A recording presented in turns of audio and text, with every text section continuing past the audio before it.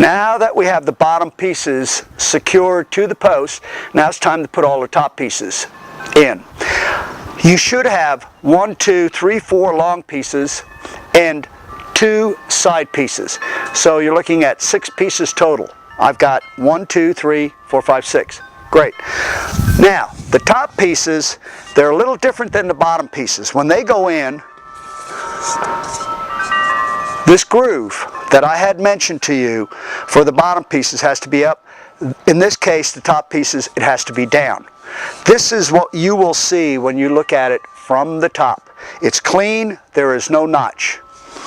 Also, the top is rounded. So that'll help you as far as getting it confused between tops and the bottoms. The bottoms do not have a round top. Okay, now we'll start putting these together. Now, if you recall, they were all marked on the bottom. This one is marked on the bottom, TS, which means top side. The one underneath it was a BS, which was for a bottom side. So we'll put this in. And it's fairly simple. All you do is take the board like this, put it in between the posts, line it up between the clips, and you can tap it down by hand. You don't have to worry about the big gap. We'll get to that later. Now we'll take a front piece. We will line that up in the same manner. These boards are cut precisely.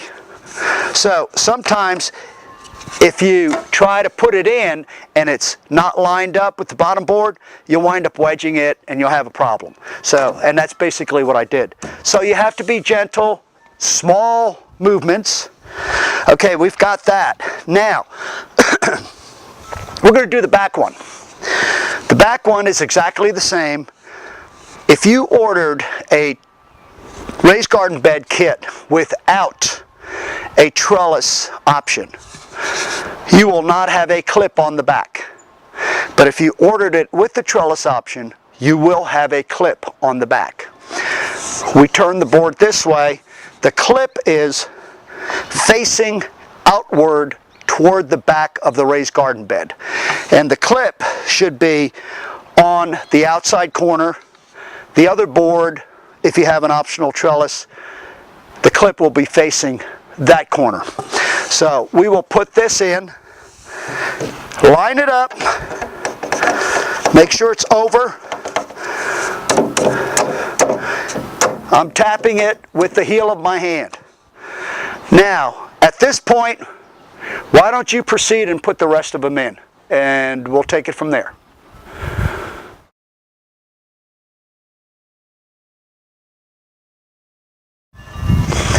Now that you have all the boards in, this last one I left out on purpose, mainly to get back to the optional trellis. If you don't have an optional trellis, this board should be in because you don't have a clip here. If you have ordered an optional trellis, make sure that clip is on this side. Now we'll just place this board in, tap it down with the palm of my hand. Now, the next step would be to tighten up the space between the bottom board and the top board. Take your tap block, mallet or hammer, and gently tap, tap. Keep going back and forth until, actually, when you tap it, you'll hear a thud sound at the end when they're close together. Typically, you hear a hollow sound if there's a space, and then when you hit a solid sound, that's enough. You don't have to over tap these. There is no gap in here, and that's the way all the other boards should be, just like this. Now, let's assume that you've got it all tapped down. If you don't have an optional trellis, you're finished. You have it completed. Now let's get into the optional trellis.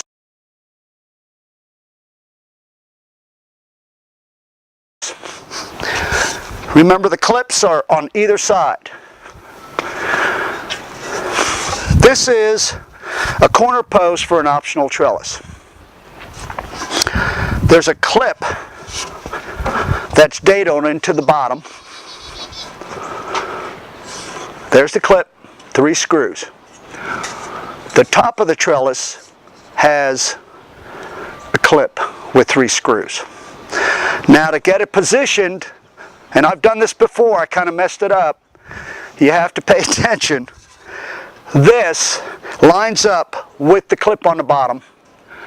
This clip should be facing in. So what we'll do is we'll line this up, slide it down.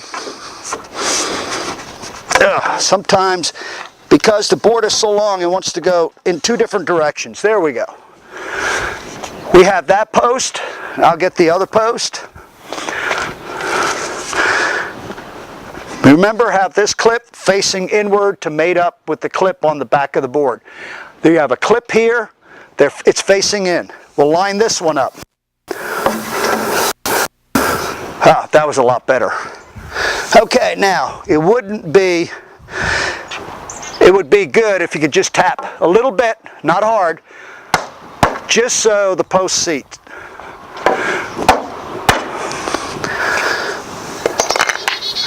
Now we will put the trellis top on, but prior to the trellis top, you need to put the trellis netting on, which is included in your kit. I have a small sampling of trellis netting, and we found the best way to put the netting on is to alternate the holes as you're looping it through. Alternate, alternate. Oh, I missed one. Okay, go there, slip it through this way. Basically what you're doing is you are weaving it in and out. So when the trellis top is on, basically that is supporting your trellis and it's woven in. At this point, we put the trellis top on. It may take 2 people, but if you're careful, 1 person can do it. Line up. The trellis top, actually, I forgot, is also dadoed and has a stainless steel clip with screws. You line up this until it looks like it's locked in. Keep holding it. Bring this over, and now they're both locked in. Push down, and you can take your tap lock, mallet, and you tap down until the bottom of the clip is invisible. In other words, you can't see it anymore. If you notice, there's about a 1/2 inch of clip showing right here. Tap it down.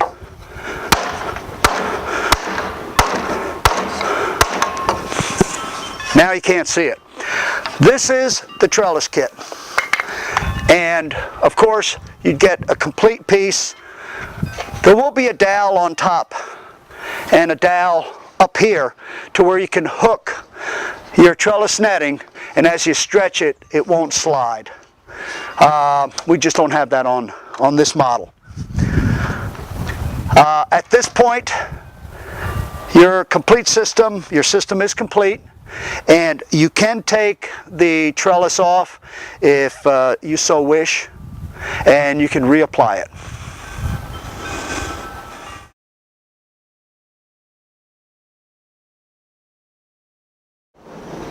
Now that we have your raised garden bed fully assembled, we took it from the patio that we put it together on, and we relocated to the position where it's going to rest for the season.